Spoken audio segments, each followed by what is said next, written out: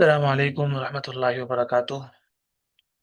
آج ہمارا کتاب کے اعتبار سے الدرس الثانی یعنی دوسرا سبق ہے۔ آپ کے علم میں ہے کہ اس کتاب کے اندر کل 13 اسباق ہیں، تو کتاب کا جو پہلا سبق ہے وہ ہمارا مکمل ہو گیا۔ آج ہمارا دوسرا سبق ہے الدرس الثانی، اور اگر ہم لیکچرز کے اعتبار سے دیکھیں تو ہمارا لیکچر نمبر آج 4 ہے۔ آج کے سبق کے اندر ہم نے ذالکا اسم اشارہ سے متعلق پڑھنا ہے، ٹھیک ہے۔ یہ ذالکا یہ بھی اسم اشارہ ہے، جیسے ہم نے پیچھے حاضہ پڑھا تھا کہ اس کے ذریعے سے بھی ہم اشارہ کرتے تھے یہ، اور ذالکا یہ بھی اسم اشارہ ہے اور اس کے ذریعے سے بھی ہم اشارہ کرتے ہیں وہ، ٹھیک ہے۔ تو اس کا معنی ہوگا وہ۔ اور سب سے پہلے اب آپ نے اس کی ڈیفینیشنز جو ہے ڈیفینیشن یاد کرنی ہے، اس کی تعریف۔ اس کی تعریف کیا ہے؟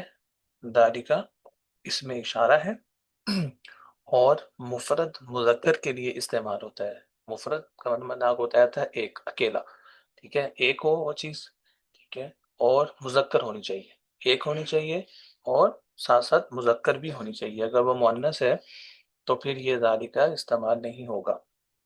تو اس کی تعریف کیا ہوئی؟ ذالکا اس میں اشارہ ہے اور مفرد مذکر کے لیے استعمال ہوتا ہے جبکہ وہ دور ہو، ٹھیک ہے، جبکہ وہ دور ہو۔ ہم نے حاضہ کی جو تعریف پڑھی تھی اور ذالکہ کی تعریف پڑھی تھی، بالکل سیم تعریف ہے، صرف فرق یہ ہے کہ حاضہ قریب کے لیے تھا، یہ دور کے لیے تھا۔ تو اس کی تعریف آپ نے اس سیم الفاظ کے ساتھ یاد رکھنی ہے کہ ذالکہ اس میں اشارہ ہے اور مفرد مذکر کے لیے استعمال ہوتا ہے۔ حاضہ کی تعریف بھی بالکل یہاں تک سیم ہے کہ حاضہ اس میں اشارہ ہے اور مفرد مذکر کے لیے استعمال ہوتا ہے۔ فرق اب آگے آئے گا کہ حاضہ میں تھا جبکہ وہ قریب ہو، اور ذالکہ میں ہے جبکہ وہ دور ہو، بس یہ فرق ہے دور اور قریب کا۔ اب ہم سبق شروع کرتے ہیں۔ تو ہمارا سبق ہے ما ذالکہ۔ ما کے بارے میں آپ نے پڑھ لیا تھا کہ ما استفہامیہ، سوال کے لیے آتا ہے۔ ما ذالکہ وہ کیا ہے، یہ پورا جملہ ہے، ٹھیک ہے، یہ پورا جملہ ہے۔ ما ذالکہ وہ کیا ہے، تو دیکھ رہے ہیں آپ کہ ستارہ جو ہے وہ دور ہے، جس کی وجہ سے ذالکہ کا اشارہ کر رہے ہیں۔ اگر یہ ستارہ یہاں پر ہوتا قریب تو ہم کہتے ما ہادہ یہ کیا ہے، لیکن اب چونکہ ستارہ دور ہے تو ذالکہ استعمال کیا دور کے لیے۔ ما ذالکہ وہ کیا ہے، ذالکہ نجم وہ ستارہ ہے۔ اب ماں کے ذریعے سے غیر ذوی العقول یعنی جو چیزیں عقل نہیں رکھتی ان کے لیے ماں استعمال کرتے ہیں، تو یہاں اس لیے ماں استعمال کیا گیا۔ آگے ہے ہذا مسجد، یہ مسجد ہے۔ اب مسجد قریب تھی تو ہذا لے آئے، تو ہم نے ترجمہ کیا کیا، یہ مسجد ہے، اور گھر دور ہے تو یہاں پہ لے کر آئے وذالک بیت، اور واو کا معنی اور، وذالک بیت اور وہ گھر ہے، گھر دور تھا تو ہذا مسجد یہ مسجد ہے، وذالک بیت اور وہ گھر ہے۔ اب دیکھیں یہاں پر واو بھی لے آئے، جیسے ہم کہتے ہیں نا مجھے یہ چیز بھی پکڑا دو اور وہ بھی پکڑا دو، وہ تو ہم اور کا دفعہ استعمال کرتے ہیں، یہ بھی دے دو اور وہ بھی دے دو، ٹھیک۔ تو اسی وجہ سے یہاں پر بھی اسی طریقے سے یہاں پر واو استعمال کیا گیا ہے۔ ہذا مسجد یہ مسجد ہے، وذالک بیت اور وہ گھر ہے۔ اب یہاں پر دیکھیں گھوڑا قریب ہے، گدھا دور ہے، تو یہاں پر اس کے ساتھ ہاضا لے آئیں گے، اس کے ساتھ گدھے کے ساتھ ذالکہ لے آئیں گے، تو کیا ہوگا ہاذا حصان یہ گھوڑا ہے، وذالک حمار اور وہ گدھا ہے۔ اور حصان گھوڑے کو کہتے ہیں، تو گھوڑے کے اور بھی بہت سارے نام ہیں، تو آپ نے اگر آپ عربی پڑھتے رہتے ہیں تو آپ کو یاد ہوگا کہ آپ نے گھوڑے کے بارے میں فارسن بھی پڑھا ہے، ٹھیک ہے، تو فارسن بھی استعمال ہوتا ہے، فارا اور سین، ٹھیک ہے، صاد نہیں سین، فارا سن، تو سین استعمال ہوتا ہے فارسن میں۔ تو ہادا فارسن یہ گھوڑا ہے، ہادا حصان یہ گھوڑا ہے، کہ اگر آپ کے پاس کتاب موجود ہے تو اس کے اوپر فارسن بھی لکھ لیں تاکہ آپ کے پاس وکیبلری جمع ہو جائے، الفاظ جمع ہو جائے، الفاظ کا ذخیرہ ہو اور دو الفاظ آپ کے پاس آ جائے۔ وذالک حمار اور وہ گدھا ہے۔ آگے حمزہ استفہام آ گیا، اذالک کلب بلی دور ہے تو ہم کیا کہیں گے ذالک، اذالک کلب کیا وہ کتا ہے، ٹھیک ہے، اس کو کلب پڑھنا ہے، لام کو ساکن کرنا ہے، آگے الفاظ آئیں گے تو آپ کو یہ اعراب میں پھر مشکل ہوگی، تو یہاں جب اعراب لگے ہیں تو اس کو تلفظ اس کا ٹھیک کر لیں۔ اذالک کلب کیا وہ کتا ہے، لا ذالک قط نہیں وہ بلی ہے۔ آپ نے پڑھا تھا کہ حمزہ جب استفہام کا آئے گا تو جواب میں ہمیشہ نعم یا لا آئے گا، تو دیکھیں حمزہ کے ذریعے سے سوال کیا، جواب میں لا آیا، لا ذالک قط، نہیں وہ بلی ہے۔ آگے ما ذالک، وہ کیا ہے، ذالک سریر، وہ بیڈ ہے، ما ذالک وہ کیا ہے، ذالک سریر وہ بیڈ ہے۔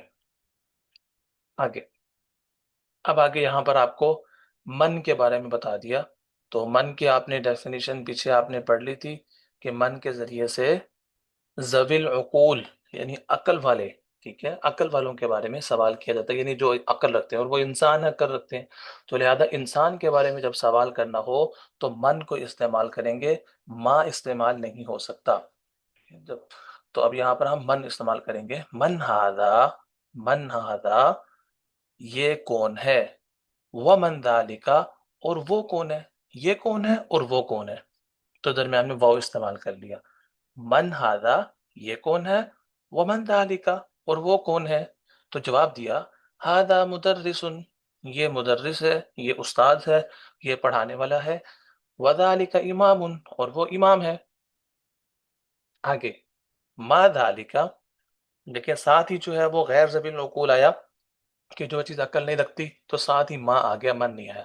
ما ذالکا وہ کیا ہے، ذالک حجر، جیم پہ زبر ہے، تلفظ ٹھیک کرنے، ذالک حجر وہ پتھر ہے، ھذا سکر یہ چینی ہے، وذالک لبن، اب یہاں پر دودھ کی تصویر بنی ہے لیکن صاف نہیں ہے، تو یہ دودھ کی تصویر ہے اس لیے آپ اس کو پڑھیں گے، وذالک لبن اور وہ دودھ ہے، ھذا سکر یہ چینی ہے، وذالک لبن اور وہ دودھ ہے۔ آگے آگے تمرین، تمرین میں یہاں لکھا ہوا اقرأ وکتب، اقرأ یہ لفظ بار بار استعمال ہوں گے، اب آپ کو اس کا تلفظ بھی ٹھیک آنا چاہیے اور اس کا مطلب بھی پتا ہونا چاہیے، ٹھیک ہے، ریڈ اینڈ رائٹ، اقرأ پڑھو، وکتب اور لکھو، دونوں امر کے سیکھے ہیں، امر کہتے ہیں کسی کام کا حکم کرنا، تو اس میں حکم دیا جا رہا ہے کہ اس کو پڑھو اور لکھو۔ ہم اس کی جو گرامر ہے انشاءاللہ اس کو بھی پڑھیں گے کہ یہ اس کی اصل کیا تھی، یہ کہاں سے نکلا ہے، اس کی ماضی اور مضارع کیا ہے، ٹھیک ہے۔ اگر آپ نے یہ کہنا ہو کہ میں نے پڑھا، اب ماضی کی بات ہے، میں نے پڑھا تو کون سا لفظ استعمال ہوگا، میں نے لکھا کون سا لفظ استعمال ہوگا، اس طریقے سے میں لکھ رہا ہوں یا میں لکھوں گا، تو پھر انہی جو ہے وہ آ، اسی باب سے جو ہے وہ اس کے مختلف جو الفاظ ہوں گے ماضی مضارع، تو وہ بھی ہم انشاءاللہ آہستہ آہستہ آگے جا کر پڑھیں گے۔ تو ابھی آپ نے یہ یاد رکھنا ہے، اقرا پڑھو، وکتب اور لکھو، ہاں ناسک کروں، تو ہم نے کیا کرنا ہے، اس کو پڑھنا ہے ان سب کو، اور اس کے بعد ان کو لکھنا بھی ہے۔ تو آپ میری یہاں پر ویڈیو روک کے اس کو ایک دفعہ، کیونکہ اس پہ زبر زیر نہیں لگی ہوئی، تو یہاں پر دوبارہ لانے کا مقصد یہ ہے کہ اب آپ کو پتہ لگ جائے کہ آپ نے جو پیچھے الفاظ پڑھے ان کا تلفظ آپ کا ٹھیک ہے یا نہیں، تو آپ یہاں پر ایک دفعہ ان کو خود پڑھ سکتے ہیں میری ویڈیو کو روک کے۔ تو ہاذا سکر یہ چینی ہے، وذالک لبن اور وہ دودھ ہے، من ذالک وہ کون ہے، ذالک امام وہ امام ہے، اذالک قط کیا وہ بلی ہے، لا ذالک کلب، کلب دیکھا میں نے کہا تھا نا لام کو آپ نے ساکن کرنا ہے، تو یہاں پر زبر نہیں لگی تو اب کالا بن نہیں پڑھنا، ٹھیک ہے، تو لا ذالک کلب نہیں وہ کتا ہے، ما ہادا وہ یہ کیا ہے، ہادا حجر دیکھا یہاں پر بھی زبر نہیں لگی ہوئی، پیش نہیں لگی، کچھ بھی نہیں لگا، تو جیم پہ زبر پڑھنی ہے، ہادا حجر یہ پتھر ہے۔ اب دیکھیں یہاں پر اب آپ وقت کا معنی لکھو، اور جب آپ یہاں پر لکھیں گے تو آپ کو پتہ لگ جائے گا کہ ہادا، ہادا کو اس طریقے سے لکھنا ہے، ہادا دونوں کو الگ الگ نہیں لکھ دینا، ہا الف ہا اور دال الف دا، ہادا اس طرح نہیں لکھنا، بلکہ آپ کو ہادا اس طرح لکھ کے ہا کے اوپر کھڑی زبر لگاتے نہیں ہے، ہادا ہو جائے گا۔ اس طریقے سے ذالک میں ذال کے بعد الف نہیں لگانا، بلکہ ذالک ایسے لکھ کے ذال کے اوپر کھڑی زبر لگاتے نہیں ہے، یہ فائدہ ہوتا ہے لکھنے کا، تو اس وجہ سے لکھنا بھی بہت ضروری ہے، جب آپ اس کی لکھیں گے، اس کی پریکٹس کریں گے تو آپ کی جو املا کی غلطی ہے وہ نہیں ہوگی عربی لکھتے وقت، تو عربی لکھتے وقت املا جو ہے بہت اہم ہے، تو آپ کو یہ پھر اس کا لکھنے کا طریقہ بھی آ جائے گا، تو وہ الفاظ آپ فوراً پہچان لیں گے، اور ورنہ اگر آپ لکھیں گے تو اچانک کہیں پر آپ کو لکھنا پڑ گیا، تو اب آپ ذالک کا جب تلفظ کریں گے کہیں گے یار ذال کے بعد تو الف بھی آ رہا ہے، میں ذال کو لمبا کر رہا ہوں، تو آپ الف لکھ دیں گے، تو پھر آپ کھڑی زبر نہیں لگائیں گے، اس لیے املا بہت ضروری ہے۔ आगे आगे अल कलिमातुल जदीदा, नए कलिमात। तो अब नए कलिमात हमने इस सबक में क्या पढ़े हैं? इमामुन, इमाम, हजरुन, पत्थर, सुक्करुन, चीनी, लबनुन, दूध। तो ये आपके चार जदीद कलिमात है। लबन दूध को कहते हैं, और इस तरीके से जो दूध देने वाला होता है जिसको हम दूधिया कहते हैं, तो उसको कहते हैं लब्बान। ठीक है, लब्बान। लबन उन दूध, और लब्बान दूधिया, जो दूध देने वाला होता है। तो यहाँ पर अगर आपके पास किताब मौजूद है तो यहाँ पर आप लब्बान भी लिख लें। तो मैंने आपको बताया था किताब, ये होता है किताब का फायदा। अब आप अगर आप सिर्फ वीडियो सुन रहे होंगे, अचानक जब आप देखेंगे तो आपको उस वक्त याद आएगा, लेकिन किताब आपके सामने होगी तो आप जब ये पढ़ेंगे साथ ही लबान लिखा होगा तो आपको एक और एक्स्ट्रा वर्ड भी याद हो जाएगा। और किसी लफ्ज़ का तर्जमा आपको मुश्किल लग रहा है तो आप उसका तर्जमा भी यहाँ पर लिख सकते हैं। तो किताब का होना, मैंने आपको पहले भी कहा था, किताब का होना ज़रूरी है। और तो किताब लाजमी लें और उसमें जो मुश्किल अल्फाज है वो लिख लें। और इंशाल्लाह आप जो पिछले सबक आपने जो अगर नहीं सुने तो उनमें से पिछले सबक लाजमी दोहराएं। जज़ाकल्लाह। अस्सलाम वालेकुम रहमतुल्लाहि व बरकातहू।